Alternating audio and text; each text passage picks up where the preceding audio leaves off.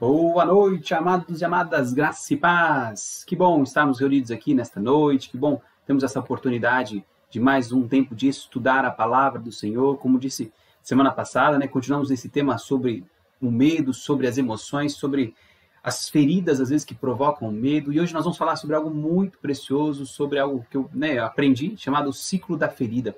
E que nós podemos meditar a partir disso e identificar em nós e talvez nas pessoas ao nosso redor sobre essa questão.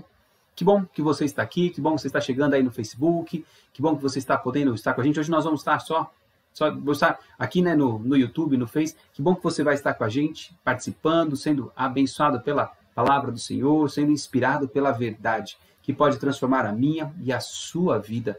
É mais um momento de estudo, de aprendizado, de crescimento na palavra do Senhor. Que bom que você está chegando por aqui, que bom que você vai participar conosco, que bom que você separou esse tempo para estar aqui e ser inspirado pela palavra, pela bondosa, misericordiosa e transformadora graça do nosso Deus. Amém? Vamos orar? Feche seus olhos, vamos agradecer. Pai de amor e de graça, obrigado por este dia, obrigado por esta noite, obrigado por mais um dia em que o Senhor cuidou, zelou, sustentou, guardou as nossas vidas. Muito obrigado. Obrigado porque podemos agora, Senhor, na Tua presença, ser fortalecidos, ser inspirados, ser cuidados pelo Teu grande amor. Muito, muito obrigado. Que ao estudar a palavra do Senhor, cresçamos, sejamos amadurecidos, fortalecidos e inspirados por Ti, Senhor, em o nome de Jesus, em o nome de Jesus. Essa oração que fazemos, Senhor, de todo o nosso coração, em gratidão, em adoração, em louvor ao Senhor. Permanece assim conosco, nos conduz e inspira. É o que oramos em nome de Jesus. Amém, amém e amém. Graças a Deus, meu querido e minha querida, que está com a gente. Na semana retrasada, começamos a falar um pouquinho sobre o medo, primeira aparição de medo na Bíblia, que nós falamos lá em Gênesis capítulo 3, quando Adão e Eva pecaram e eles se escondem com medo de Deus. E na sequência, Deus vai dizer que quem deveria ter medo eram os povos, teriam medo daqueles que andam com o Senhor. Esse era o alvo, Deus não gerou em nós, não nos gerou com medo. Não nos gerou afastado, não nos gerou distantes dele, mas nos gerou para ser amados, para termos segurança e não medo, não ansiedade, não preocupações. Não foi esse e nem nunca será esse o projeto de Deus, que a gente tenha medo, que a gente não consiga desfrutar do cuidado, da bondade, da provisão, do sustento de Deus. Nunca foi e nunca será o projeto de Deus. Eu quero convidar você, nós seremos inspirados pela palavra de Deus, como temos sempre feito, estudo bíblico, é baseado sempre na Bíblia, na palavra do Senhor. Então, abra sua Bíblia aí, Salmo de número 42. Eu vou projetar para vocês aqui. Até com umas firulinhas bonitinhas que nós temos aqui, ó, Salmo 92, olha lá. Tcharam, o pastor ali, ó, redondinho, viu? Estamos aprendendo. Estamos aprendendo um pouquinho cada vez mais, E queremos ler o Salmo 42 e eu convido você a abrir aí a sua Bíblia. Nós leremos na tradução Nova Bíblia Viva, tá bom? É uma tradução um pouquinho mais contemporânea, mas eu tenho gostado muito dessa tradução. Tem princípios, tem perspectivas muito interessantes que dão uma ampliada, às vezes, em algum entendimento do texto. Salmo 42, a partir do versículo 1. Nós leremos todo o Salmo. Diz assim: como a corça procura ansiosamente um riacho, assim a minha alma tem sede pelo Senhor. Ó meu Deus, a minha alma tem sede de Deus, do Deus vivo. Quando poderei estar de novo na sua presença? As minhas lágrimas têm me servido de alimento de dia e de noite, enquanto os meus inimigos zombam de mim, perguntando: onde anda o seu Deus? Quando me lembro de como costumava ir à frente do povo, que subia ao templo para adorar, cantando de alegria e louvando a Deus numa grande festa, choro de tristeza. Por que você está tão triste, ó minha alma? Por que está assim tão desanimada? Versículo 6.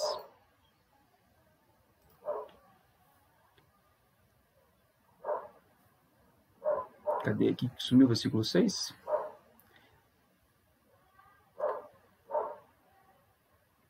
Peraí que tem uma coisa errada aqui, hein? Esse texto aqui tá bagunçado. Pareceu aqui para vocês, mas não é esse aqui. Eita, nós. Peraí que eu já vou pôr para vocês aí o texto certo.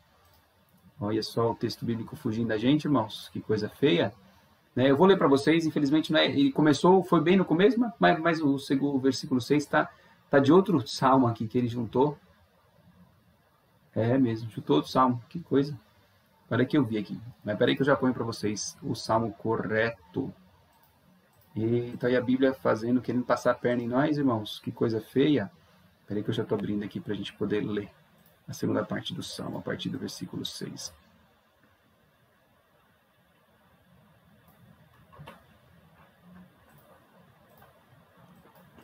Só um instantinho. Sem faz ao vivo é assim, né, irmãos? Aí, agora ficou aqui direitinho. Vamos.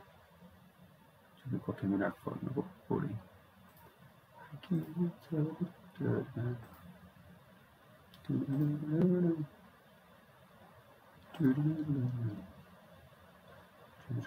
Só um minutinho que tem que projetar a imagem. Como ela tá uma foto, eu estou salvando para colocar aí para vocês. Aí, ó, aleluia, já atualizou e já apareceu na tela aí para vocês. E aí continuou o salmista, né? Ele estava, vamos voltar só termina, né? Então ele termina no verso 5. Pois ainda, por que está tão triste a minha alma? Por que está assim tão desanimada? Tenha confiança em Deus, pois ainda voltarei a louvá-lo. Ele é o meu Salvador e meu Deus. Sinto a minha alma profundamente abatida, por isso procuro lembrar do seu poder, desde a terra do rio Jordão, do monte Hermon, do monte Mizar. Um abismo chama outro abismo. Ouço o ruído das suas fortes correntes de tristeza que me encobrem, fazendo lembrar o barulho de grandes cachoeiras. Mas para vencer tudo isso, conceda-me, Senhor, que o seu amor cuidadoso e constante, de dia e durante a noite, quero cantar em seu louvor e orar ao meu Deus, que me dá vida. Digo a Deus, a minha rocha, por que o Senhor se esqueceu de mim? Por que tenho de viver sofrendo, chorando por causa dos ataques dos meus inimigos? Cada vez que zombam, eles perguntam, onde está? Onde ainda esse Deus? Então onde anda esse Deus? É como se meus ossos sofressem agonia mortal. Por que você está tão triste, a minha alma? Por que está assim tão desanimada? Espere em Deus, pois ainda o louvarei. Ele é o meu Salvador, o meu Deus. Aleluia. Aleluia. Que a palavra do Senhor possa ser inspiração, né? Que Deus fale ao meu e ao seu coração e que possamos, a partir da vida do salmista, aprender e crescer um pouquinho mais nesta noite, para mim e para você. Lembre, tome sempre para você as palavras que Deus trouxer, absorva, se inspire, se fortaleça e compartilhe com outras pessoas daquilo que Deus tem falado com você, em nome de Jesus. Amém, meu querido e minha querida? Esse salmo fala da vida, né? É uma situação que a vida como ela é, com altos, com baixos, com dificuldades, com lutas. Eu tenho sempre usado o exemplo de como, quando vamos fazer um exame, um eletrocardiograma, por exemplo, né? Não sei quantos já fez, a sua expectativa é olhar para o exame e ver vários pontinhos, sobe e desce, né? Tum, tum, né? Tum, ele vai marcando, né? Assim, essa é a nossa expectativa, sube e desce. Se está subindo e descendo, significa que está funcionando, o coração está batendo, está pulsando, há movimento. Então a vida, ela é feita desses ciclos de sobe e desce. A vida, ela não é uma reta contínua, plena, perfeita. A vida não é assim. Lembre disso, meu querido. Falo para vocês com muita propriedade de alguém que por muitos anos caminhou e ainda luto contra isso, de achar que a vida é uma reta, de que não há erros, de que dá para chegar em Deus a um ponto onde eu não fale mais. Nós somos gente. E eu não vou me cobrar e não vou colocar sobre a minha vida e nem sobre a vida de ninguém um peso de ser perfeito para nós que somos imperfeitos. Fomos lavados e remidos pelo sangue de Jesus, há poder em Deus para sermos transformados, mas estamos em processo. O que eu não posso é falar, já que ninguém é perfeito, eu também não sou e eu aqui não vou me preocupar com isso. Não, isso aqui eu não posso fazer. Eu preciso perseguir, buscar com insistência a perfeição, mas entendendo que o Deus está mais preocupado com meu desejo de ser santo em gratidão a Ele, meu desejo de ser perfeito em amor a Ele, do que eu tenho que fazer porque eu tenho, senão eu não vou ser amado. Não, é porque eu sou amado, eu quero crescer. Porque eu sou amado, eu quero amadurecer. E quando eu cresço e amadureço, eu compartilho para outras pessoas. E essas outras pessoas também podem crescer e amadurecer. Então, tome para si o que vamos falar hoje. A vida é um ciclo de altos e baixos, de várias circunstâncias, de vários momentos, de várias coisas, das quais a gente muitas vezes nem gostaria que fosse bem estável, bem bonitinho, bem redondinho, bem quadradinho, sem problema. A gente gostaria que fosse assim, mas não é, meu irmão. Guarde isso no seu coração. Não é. A vida não é assim. A vida é cheia de ciclos, a vida é cheia de momentos, a vida é cheia de dificuldades, a vida não é um momento perfeitinho, lindinho, arrumadinho, redondinho. Ela não é. Ela não é. Lembra disso. Então o salmista está lá nesse tempo de dificuldade, de luta, e ele usa uma frase no versículo 7 que eu quero relembrar.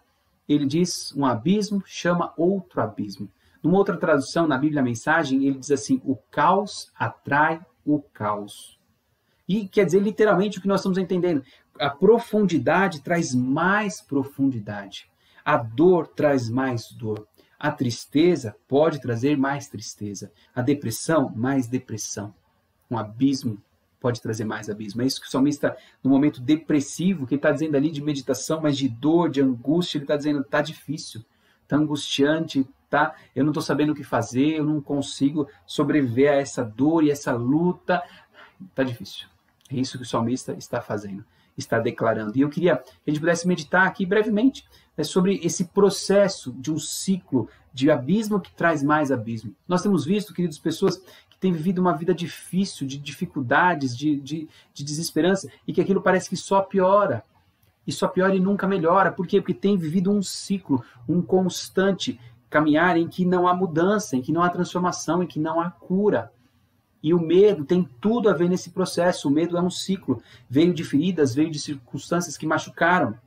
Então, eu queria que a gente pensasse, né, que esse abismo vai se tornando cada mais intenso através desse ciclo de feridas. E então, entenda algumas questões. Vamos lá. A derrota na vida da gente nada mais é do que uma vida cíclica de reprovações. A derrota é uma vida cíclica de reprovações. Então, tem pessoas que vivem essa derrota. Por quê? Perdeu uma, perdeu duas, perdeu três, falhou de novo, falhou de novo. E isso vai gerando muitas feridas. Então, essa reprovação após reprovação. Acho que vocês já devem ter visto pessoas que desistiram, por exemplo, né, de tirar carta. Reprovou uma vez, reprovou duas, reprovou três, não vai mais fazer. Por quê? Porque eu já reprovei três, não vou fazer. Ou pessoas, às vezes, por exemplo, o exame da ordem, né, da OAB, e conheço pessoas que reprovaram umas vezes e desistiram. Falaram, não vou fazer. Não, já reprovei, nem deixa por lá, nem vou fazer. Para que eu vou ficar gastando minha energia? Eu não vou passar mesmo. Então, aquele ciclo vai gerando algumas questões, nós vamos falar daqui a pouquinho. Então, essas pessoas, elas vão se tornando, elas vão vivendo adoecidas, cheias de enfermidades na alma, e esses sentimentos muitas vezes estão vinculados a essas derrotas. Talvez lá do passado. E olha só que interessante, às vezes você está carregando a derrota do seu pai e da sua mãe. Como assim, pastor? Você vai falar de herança familiar? Não, eu estou dizendo de ensino. A sua mãe se frustrou com algo e ela, sem perceber, compartilhou para você, para não fazer isso. Eu vi esses dias alguém contando testemunho de que o filho foi tentar fazer alguma coisa empreendedora. Falou assim, não, ninguém na família nunca deu certo, ninguém nunca fez isso. Aí a pessoa tomou para si. Por quê? Porque a mãe tinha isso como verdade, a pessoa tomou para si como verdade. Então o ciclo de ferida do outro se propaga na pessoa por causa do ensino, por causa de alguém, autoridade, uma mãe ou um pai, que disse, você não vai conseguir, a nossa família não é capaz, ninguém nunca fez isso. E a pessoa se trava. E é, infelizmente, incentivada a permanecer com essa dor, com essa angústia, com essa tristeza no coração e com um ciclo de derrota. Então entendam, né, como é que funciona esse ciclo? É a constante reprovação que vai gerando essa derrota e a cada derrota vai gerando uma ferida. As nossas feridas, as nossas derrotas, né, as lutas pelas quais passamos e nos machucam geram feridas. E essas feridas são na alma, são na autoestima, no nosso senso de segurança, né, na nossa confiança num cônjuge, num marido, num amigo. As circunstâncias vão nos ferindo, vão nos machucando, vão nos deixando sensíveis, vão nos deixando feridos, né? Literalmente, como pense numa ferida machucada, um corte, pense, né, exatamente, tem um corte aqui, então tem algo exposto, tem algo que não devia estar exposto, mas está, né? Então há uma ferida. E aí o processo, queridos, é que essa desaprovação vai nos machucando, né? Esse sentimento de que eu não passei me machuca. Então, eu vou provavelmente estar sensível, suscetível para mais uma ferida, e receber uma nova ferida. E aí, quando bate em cima do que já estava ruim, fica pior. Não sei você que já... Uma das experiências que eu sempre teve é quando a gente, sem querer, morde a boca. Aí você mordeu algum lugar da boca dentro e ficou sensível. E aí o que acontece? Geralmente você morde de novo. Aí dá aquela raiva. Por que você mordeu? Porque ficou inchado, mais sensível, e aí lá vai os dentes e morder. E aquilo dói, eu não sei você, mas eu já tive muita dor. Né? Ou quando você machuca um dedinho, por exemplo, na quina, chutou uma quina de alguma coisa, né? Aí daqui a pouco você vai lá e chuta de novo. Né? Eu não sei se você já teve essa triste experiência dessa dor dupla. Dói, mas dói bastante. Então, são situações feridas que vão machucando e vai sendo dor em cima de dor. E aí, meu querido, minha querida, é um grande desafio, porque essa dor, ela se propaga e ela não para. E nós vamos falar sobre isso já, né? É um processo que vai nos afastar, mas a gente tem que entender que é preciso haver em mim, em você, transformação e cura. Entenda uma coisa, Deus vai permitir esses processos de dor até que haja cura. Deus não é um Deus de aprovação continuada, né? Lembra o termo que havia na escola, né? Não importa o que você fizesse, faltasse na aula, você era aprovado continuado. Havia aprovação continuada, você vai se formar. Não, mas eu não estudei nada, não sei nada. Não, o governo disse que você vai se formar e as pessoas se formaram. Né? Muita gente passou por isso e se formou sem não saber nada. Por quê? Porque havia aprovação continuada. Mas Deus não funciona assim. Deus conhece a minha vida e a sua vida lá no nosso profundo. E Ele sabe que uma área não curada vai nos impedir de prosseguir. Vai nos impedir. As falhas no nosso caráter, as falhas na nossa caminhada, as nossas feridas nos impedem de ir além. Então Deus não nos deixa ir além. E o que Deus faz? Bota de novo na prova. Aí não passei, Ele põe de novo na prova. Mas não passei outra vez, Ele põe de novo na prova. Mas passei, eu não passei, Ele põe na prova de novo. Por quê? Porque Deus conhece a mim e a você. Deus enxerga o que nós não vemos. Deus vê uma capacidade, Deus vê uma condição, Deus vê habilidades em mim e em você que nós não enxergamos. Por isso Ele nos permite passar pelas provas.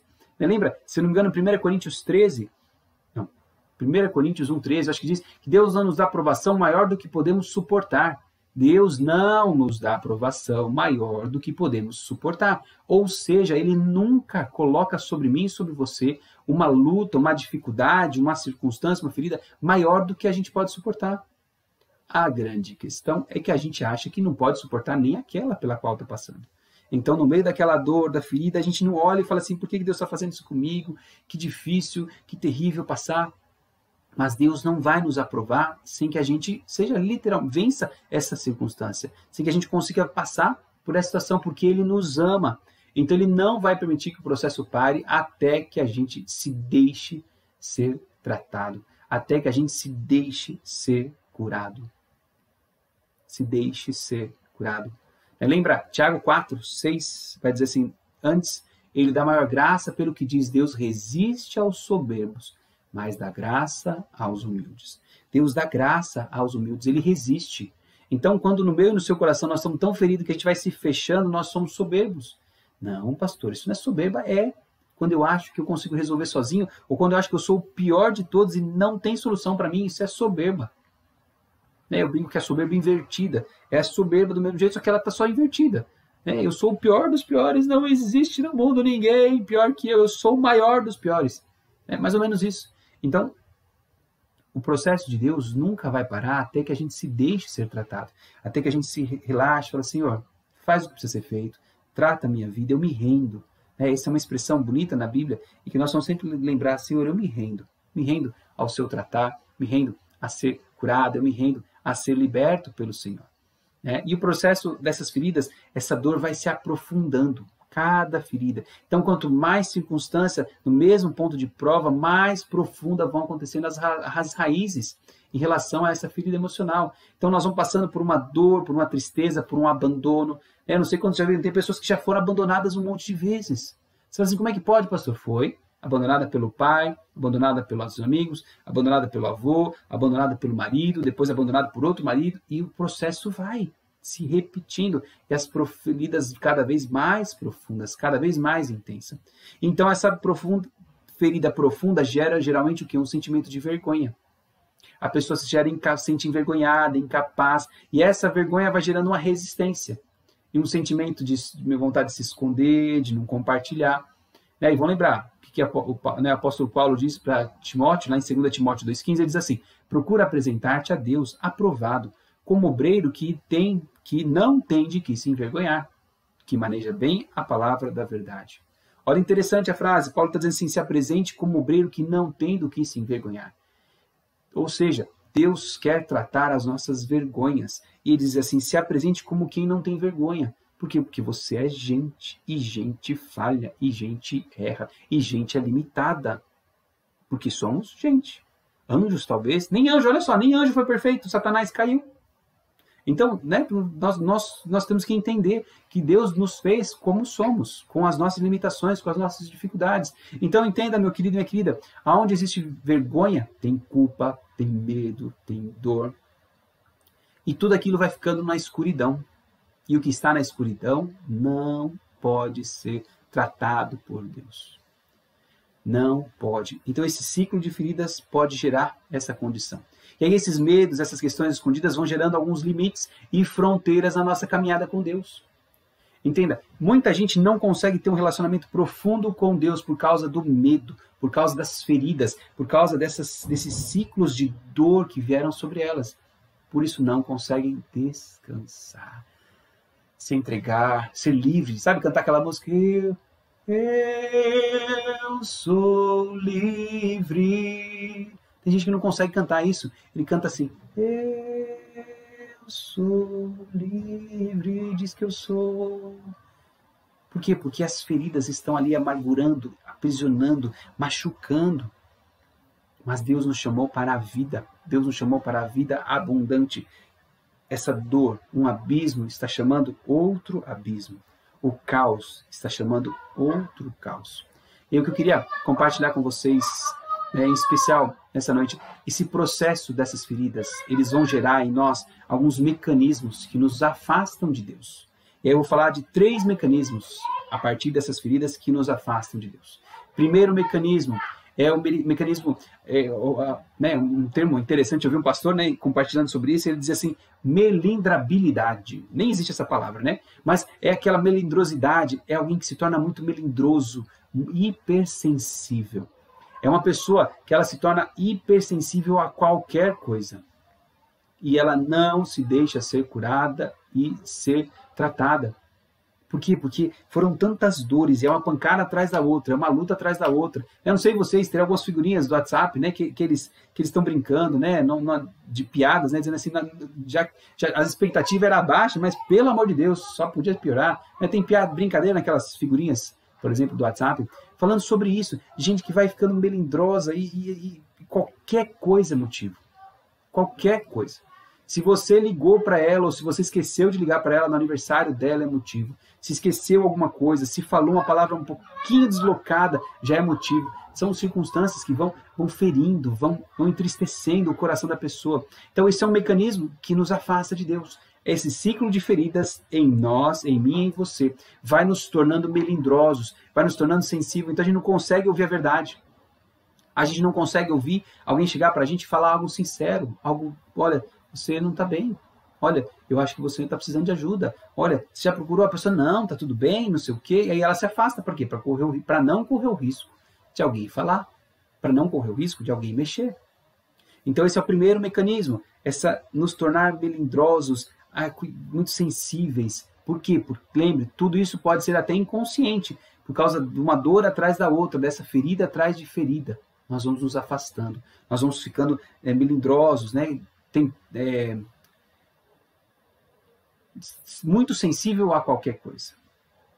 Um segundo mecanismo, queridos, que vai nos afastar de Deus, né? Porque se eu me afasto dos outros, eu me afasto de Deus também, lembre disso, né? Deus faz com que o solitário viva em família. O projeto de Deus sempre foi o coletivo e sempre será. Nós precisamos de vida, porque relacionamentos nos feriram, e relacionamentos vão nos curar. Lembre sempre disso. Então, o segundo mecanismo que vai nos afastar de Deus por causa desse ciclo de feridas é o retraimento. Né? Por quê? Porque é um mecanismo de defesa. Né? E muitas vezes é inconsciente. Ele pode gerar o quê? O ocultamento da verdade, gerar trevas, e a gente vai se afastando de tudo e de todos. Então, eu vou me retrair. Primeiro, eu fico muito sensível, e depois eu me retraio, eu me fecho. Eu conheço pessoas, queridas, que as pessoas elas não são introvertidas, elas eram extrovertidas, mas a vida, a dor, a cobrança, o peso foi tão grande que aquela pessoa foi se fechando. e ela não consegue se abrir. Ela quer ser expansiva, ela quer falar, mas ela não pode. Por quê? Porque ela foi ensinada a ficar quietinha. Não fale dos seus sentimentos, não abra o seu coração, não se proteja. E ela foi aprendendo, e ela foi às vezes humilhada em casa, abandonada, e não deram atenção, e ela foi lá fechando, e ficou lá, enclausurada. E esse retraimento vai pondo a vida no oculto, no escondido, sem vida, sem brilho. Só que, queridos, nós precisamos lembrar do que a Bíblia diz sobre trevas. Tudo que está escondido está nas trevas. Olha só, 1 João 1, 5 a 7 diz assim: Ora, a mensagem que da parte dele temos ouvido e vos anunciamos é esta, que Deus é luz e nele não há treva nenhuma. Se dissermos que mantemos comunhão com ele e andarmos nas trevas, mentimos e não praticamos a verdade. Se, porém, andarmos na luz, como ele na luz está, mantemos comunhão uns com os outros, e o sangue de Jesus, seu Filho, nos purifica de todo pecado.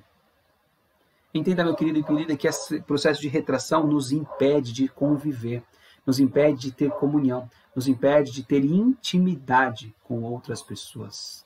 E isso nunca será um processo vindo da parte de Deus. A gente fala assim, não, Deus falou para eu me resguardar, desculpa. Claro, existem momentos que nós vamos nos resguardar, momentos. Mas tem gente que escolheu um estilo de vida retraído. Mas isso que? Isso é um mecanismo de defesa. Isso é uma reação da sua mente, do seu corpo, às constantes feridas dolorosas, difíceis, que vieram sobre a minha vida e sobre a sua vida. Então precisamos ficar atentos a isso, com muito temor. Atentos a isso, com muito temor. Amém, queridos? Então, nós vamos ver o terceira característica, terceiro mecanismo que pode ser gerado a partir desse ciclo de feridas, que é a vulnerabilidade. Nós nos tornamos um alvo crescente para o inimigo. Eu não sei quantos já viram luta de boxe, eu não sou muito fã de boxe, desses esportes assim, de violência, mas qual é a estratégia do boxeador? Ele bate numa área sensível. E depois o que ele vai fazer a luta inteira? Bate de novo lá, bate outra vez lá, e bate outra vez lá. Por quê? Porque ele quer derrubar o oponente. Então ele sabe que aquele é o alvo, e bateu ali, ficou ferido, eu vou bater lá até desestruturar a pessoa. E lembre-se, querido e querida, pastor, você vai falar sobre batalha espiritual? Não, pastor. Queridos, a Bíblia diz, não é o pastor Mauro, tá bom? Paulo diz, a Bíblia diz, olha só, o que Jesus disse aos discípulos, eis que vos dei autoridade para pisar de serpentes, escorpiões e toda a obra do maligno, e nada absolutamente vos acontecerá. Por que Jesus diria um negócio desse se não houvesse uma obra do maligno a ser pisada? Por que Jesus vai dizer lá em Mateus 16, 18 e 19, as portas do inferno não prevalecerão contra a igreja? Peraí, porta do inferno não vem invadir a igreja. Porta não vem atrás de ninguém, a porta está lá. A porta do inferno não vai prevalecer. Se ela não prevalece, por quê? Porque a igreja vai até lá. A porta do inferno não prevalece por quê? Porque a igreja tem chaves para entrar no inferno e saquear as vidas. Então entenda, há um movimento da igreja, há um movimento meu e seu como cristão de ir em direção às trevas, de impor sobre as trevas o que Jesus já conquistou. Há um movimento, há uma ação. Então há uma luta do inimigo contra nós. Paulo vai dizer em Efésios 6, se não me engano, no versículo 12, que a nossa luta não é contra carne e sangue, mas contra principados, potestades, espíritos dominadores nas regiões celestiais. Então nossa luta não é contra a gente, nós estamos lidando com pessoas, mas nós estamos lidando com aquilo que está por detrás das pessoas, com os espíritos malignos, com as ações satânicas que estão por detrás das pessoas, produzindo e fortalecendo os ciclos de ferida na sociedade, na cultura, na vida. Então, quando nós estamos vivendo um ciclo de feridas e aquilo tem nos machucado dia após dia, nós nos tornamos sensível e alvo de Satanás. E ele vai bater bem nessa área. Ele sabe qual é a fragilidade. É lá que ele vai investir. É lá que ele vai investir as forças dele. Batendo com força. E olha que interessante. 2 Coríntios 10, 4 e 5. Tenho dito muito esse texto, mas ele diz assim, porque as armas da nossa milícia não são carnais, mas poderosas em Deus para destruir fortalezas. anulando nossos sofismas e toda altivez que se levanta contra o conhecimento de Deus, e levando cativo todo pensamento à obediência de Cristo. Meu amado, minha amada, entenda, essa vulnerabilidade que é gerada em nós dá direito a Satanás a bater. E como ele vai batendo, nós vamos criando fortalezas naquelas áreas. Fortalezas. Olha só, o texto diz, não é criar um murinho, não é criar uma cerquinha, é uma fortaleza. E essa fortaleza vai se estruturando, vai se fortificando e vai impedindo o conhecimento de Deus. Vai impedindo que a gente enxergue o conhecimento de Deus. Então, precisamos ficar atentos que essa é a estratégia do diabo, que nos impeça, que gere em nós uma fé na não mudança, uma fé na impossibilidade de transformação. E então nós vamos nos fechando mais ainda. Então esse processo do ciclo, essas feridas cíclicas que vão acontecendo e que vão se tornando machucaduras, né? Vamos levar primeiro uma hipersensibilidade, né? Nós vamos, qualquer coisa vai doer, eu vou ter medo de arriscar. Depois da hipersensibilidade, o retraimento. Né? Se você machucou aquilo, você vai fazer com muito mais cuidado, né? Você está com o dedo machucado na mão, você vai lidar ali retraído, fechado. E então aquele vai ser o alvo, vai se tornar vulnerável àquela área. E talvez a gente pode se fechar ainda mais, se isolar ainda mais.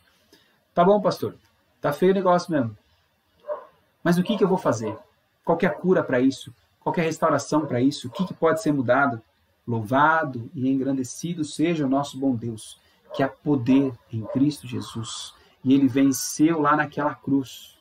Ele venceu na cruz por mim e por você, para que nós pudéssemos ter vida e a tivéssemos em abundância. Aleluia! Vida e vida abundante, meu querido e minha querida. Louvado seja o Senhor.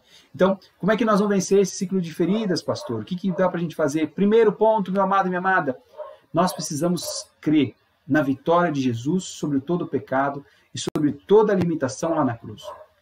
Eu tenho que crer, eu tenho que acreditar, eu preciso inculcar isso na minha cabeça. O meu Jesus já venceu toda a limitação humana. Ele já conquistou cura para toda a dor humana. Já disse isso outras vezes e vou dizer, continuo. De vez em quando eu ponho para ouvir um cântico, né? Já coloquei para vocês do Ministério Hillsong, em que eles cantam aquela música que já ficou famosa para nós, né? Oh, quão lindo esse nome é. Oh, quão lindo esse nome é. Oh, quão lindo esse nome é. O nome de Jesus, meu rei.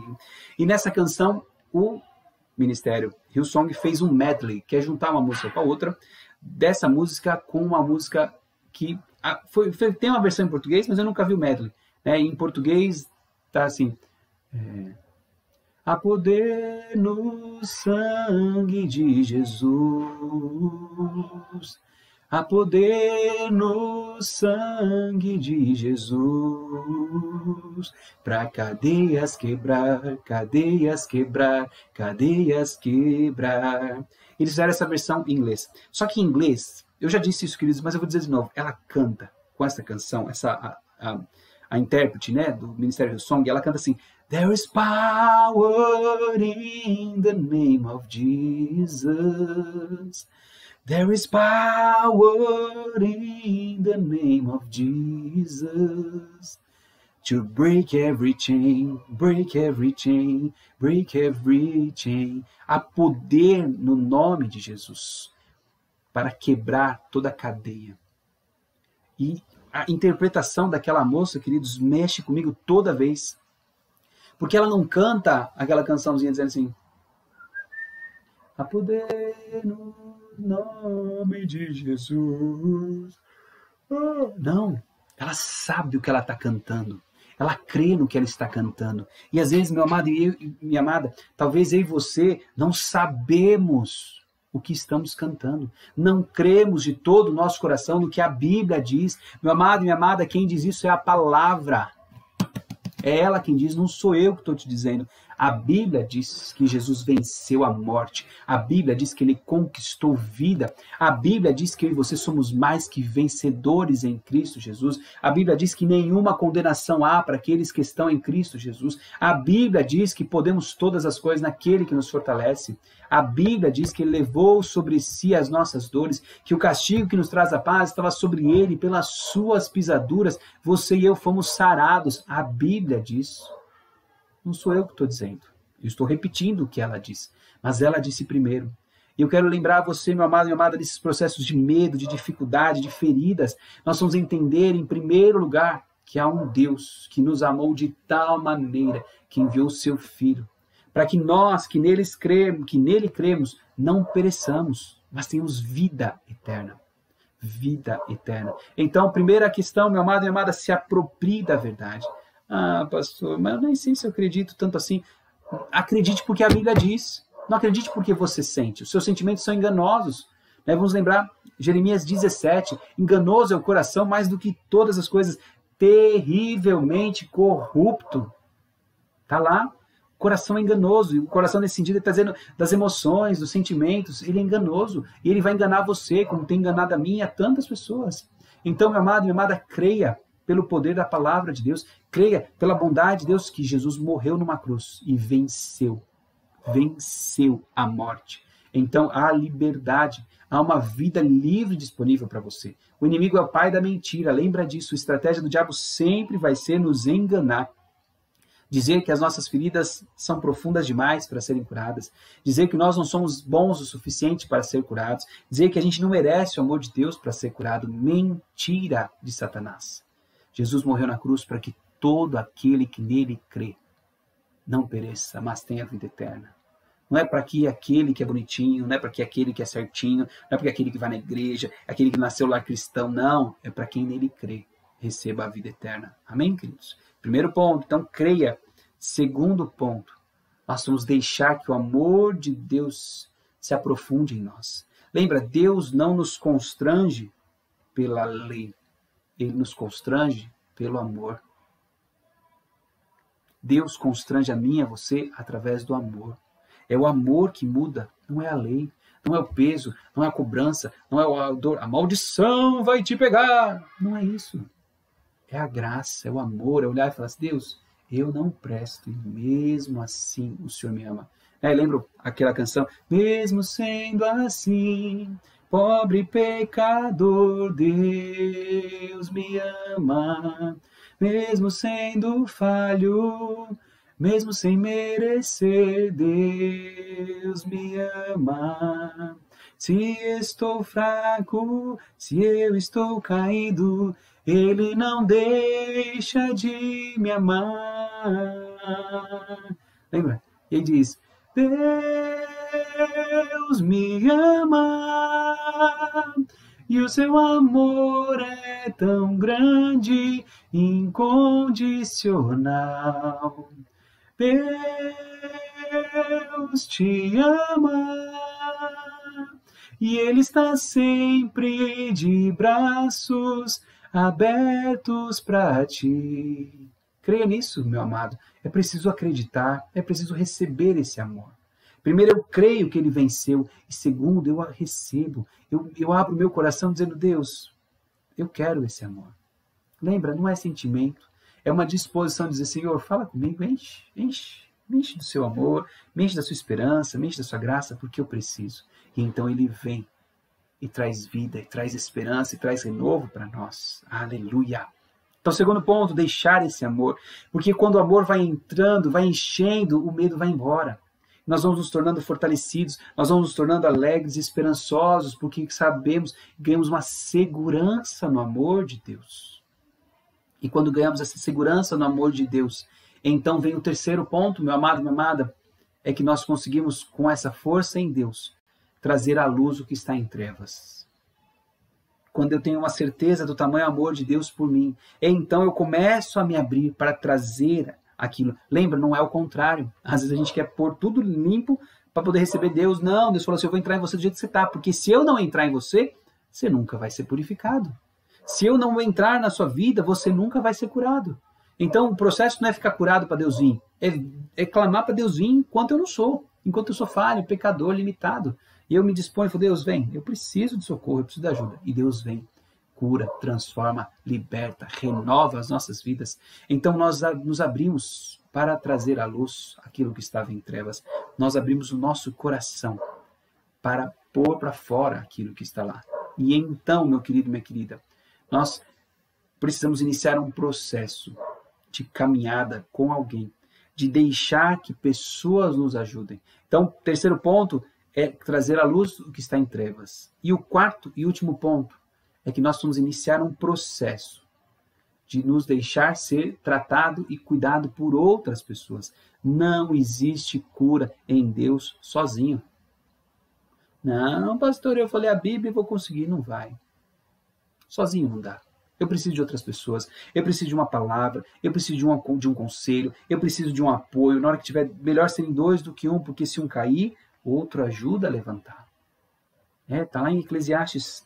Então nós vamos entender, queridos e queridas, que Deus quer tratar as nossas vidas e que esse quarto e último e essencial ponto é que a gente se abra para o coletivo. Olha só o que diz Tiago, o apóstolo Tiago lá no capítulo 5 do livro dele mesmo, né? Do livro de Tiago, capítulo 5, versículo 16, diz assim: confessai, pois, os vossos pecados uns aos outros e orai uns pelos outros, para serdes curados.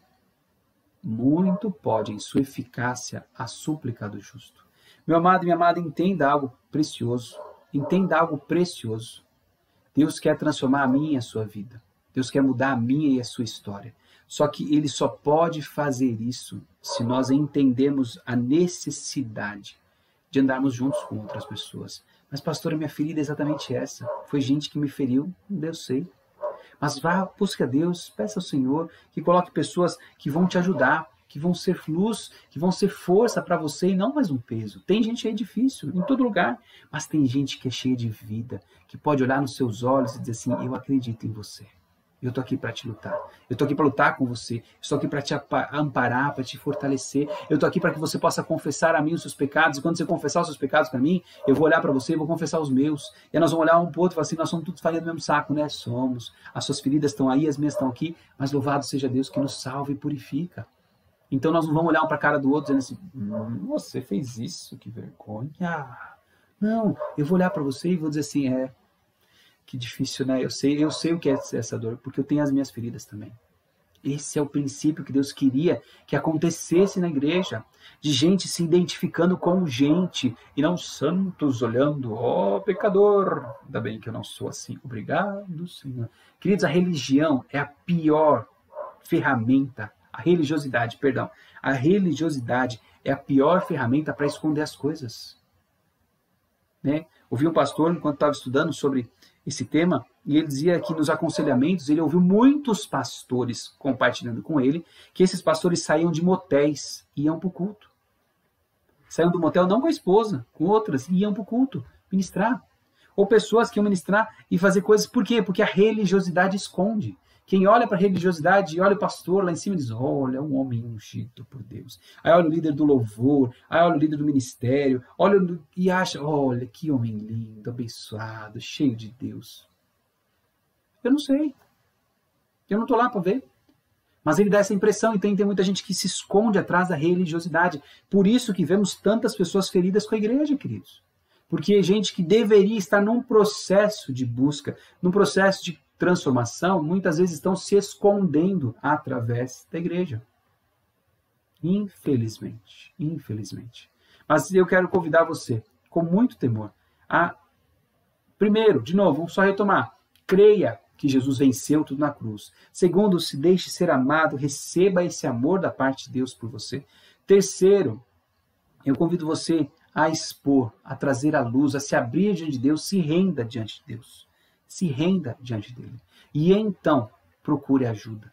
Procure pessoas com quem você possa compartilhar. Não vá abrindo para todo mundo, tá? Não faça isso. Vá abrir para uma pessoa, procurar Deus, Senhor, me ajude a construir. Aí você vai lá e solta só um pouquinho para ver o que acontece. Se é confiável, se ninguém vai espalhar, se ninguém vai ficar sabendo. Vai aos pouquinhos. E à medida que você for caminhando e pedindo ao Espírito Santo que confirme, você vai abrindo e confessando os seus pecados, as suas lutas, para gente normal. Não tem que confessar só para o pastor, irmãos. O pastor está aqui, está à disposição para quem quiser conversar comigo. Mas entenda que você precisa ter um apoio de alguém que nem você. Às vezes o pessoal olha para o pastor e fala assim, o pastor ele tem que orar mais, ele tem que buscar mais, ele deve estar um pouquinho, nível muito mais acima do meu, assim. Não é verdade. Nós estamos ali num processo de busca, de caminhada com Deus. Somos gente igual a cada um de vocês. Mas às vezes quando você vai confessar para uma pessoa, um leigo, que não é um clérigo que a gente fala, um pastor, você vai ver gente como você, vai ter essa sensação de que você não está confessando para alguém que está no nível acima, mas está confessando para alguém que é gente como você.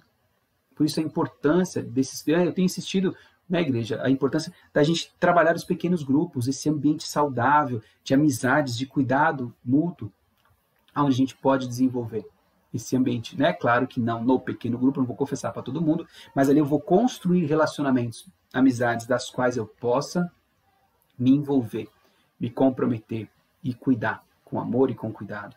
E eu tenho certeza, meu querido e minha querida, que Deus quer transformar as nossas vidas. O maior sonho de Deus é que esse ciclo de ferida seja interrompido. É o maior sonho de Deus. Mas Ele nos deu orientação de que a gente entenda. Preciso, retomando aqui rapidinho de Tiago, eu preciso confessar a Deus para receber e crer no perdão.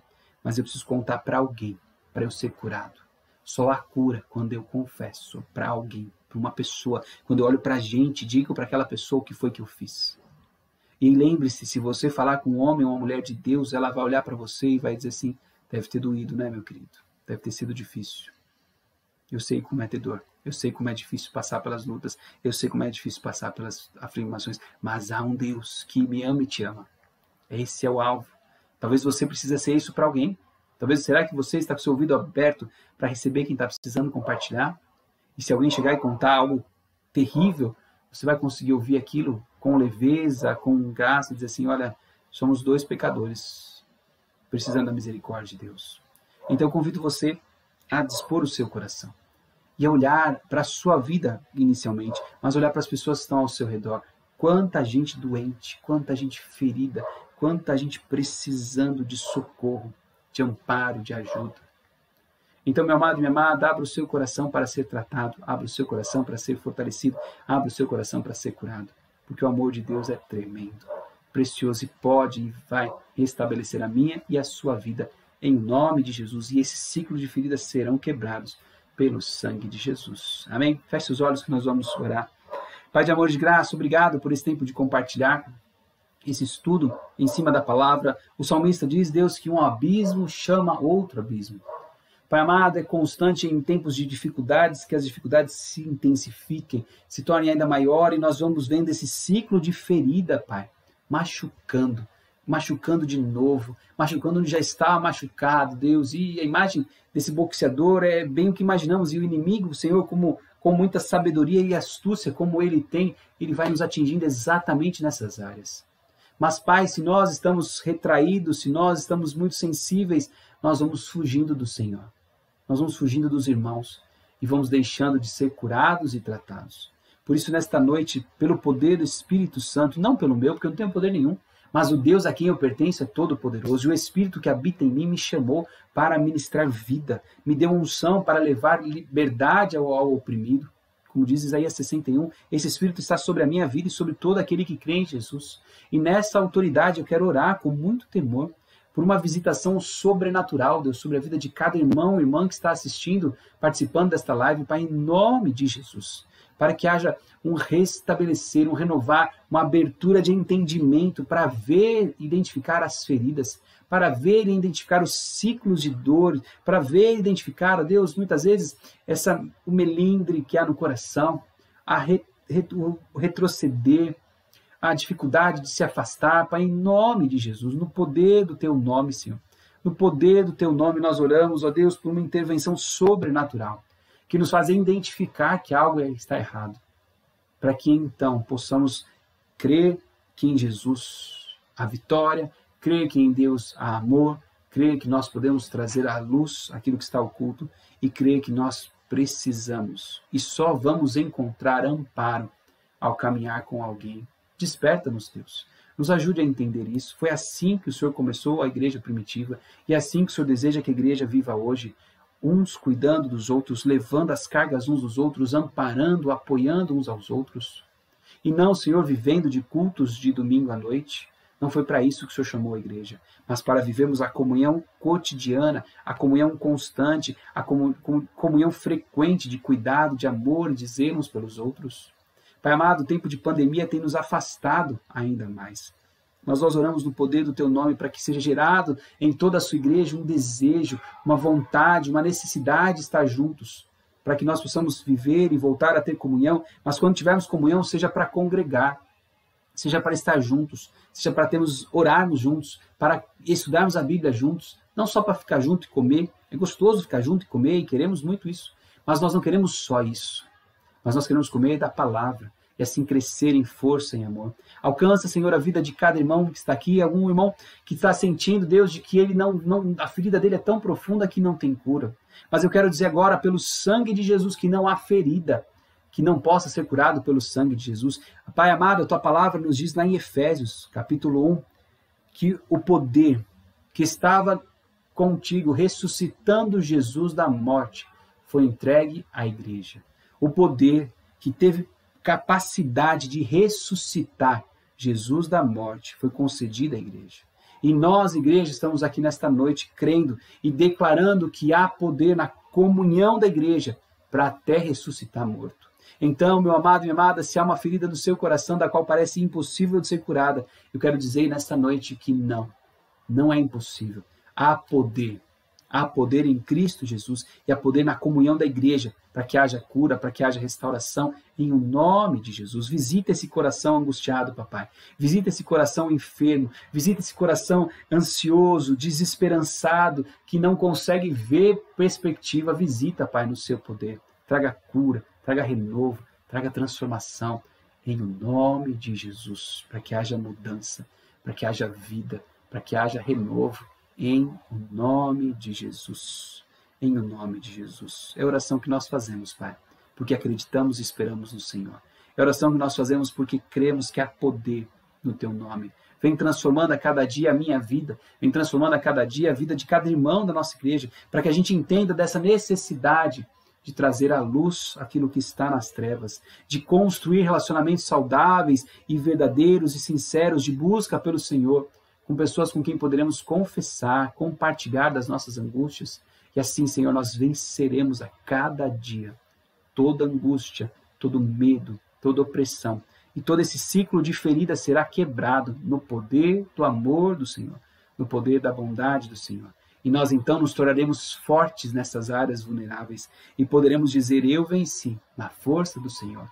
E então seremos testemunhas, então seremos instrumentos seus para ajudar outros a vencer. E assim cremos, e eu profetizo homens e mulheres curados, eu profetizo homens e mulheres restabelecidos. O Senhor diz a Ezequiel, lá no Vale de Ossos Secos, que profetize, que declare palavras de vida sobre aquele vale, e eu declaro palavras de vida sobre todos os homens e mulheres que estão sedentos, que se sentem secos, que se sentem como esse vale de ossos, ó Deus, sem vida e sem vigor. Eu profetizo vida no nome de Jesus. Eu profetizo, Senhor, o sopro do Espírito sobre essas vidas, que se estabeleça a carne, que se estabeleça os músculos, que se estabeleça toda a estrutura e que venha o sopro do Espírito para que haja vida, vida abundante, de cura, de restauração, de transformação, pelo amor, pela bondade e pela graça do nosso bom Deus. É o que oramos agradecidos, papai, confiados no seu grande amor, em o nome de Cristo Jesus. Amém. Amém e amém. Glória a Deus, meu amado e minha amada, glória a Deus. Se aproprie da palavra do Senhor, tome para você. Se esse conteúdo falou ao seu coração, se esse conteúdo te impactou, crê que ele pode impactar outra pessoa, compartilhe o link, desafie a outra pessoa a assistir. Se ela quiser, assiste com ela e ouçam, meditem, compartilhe sobre isso. Creia que Deus está fortalecendo a minha e a sua vida, para que nós sejamos uma igreja viva, que muda a história, que ministra vida, que ministra esperança às pessoas, em nome de Jesus. Amém? Que Deus possa nos conceder aí uma noite cheia de graça, de bondade, nos dar um tempo precioso aí de descanso, renovar nossas forças para mais um dia abençoado amanhã, debaixo mais uma vez do poder, da misericórdia e da bondade do Senhor, em nome de Jesus. Amém? Fiquem com Deus, obrigado cada irmão e irmã que participou com a gente aí, que a graça e a bondade do Senhor seja abundante sobre a sua vida em nome de Jesus, tá bom? Deus abençoe, fique com Deus e até domingo de manhã temos a nossa escola dominical, tá bom? Às 9h30 da manhã no próximo domingo, tá bom? Deus abençoe, fique com Deus, tchau, tchau. Que a paz permaneça sobre todos nós, amém? Amém. Tchau, tchau, queridos.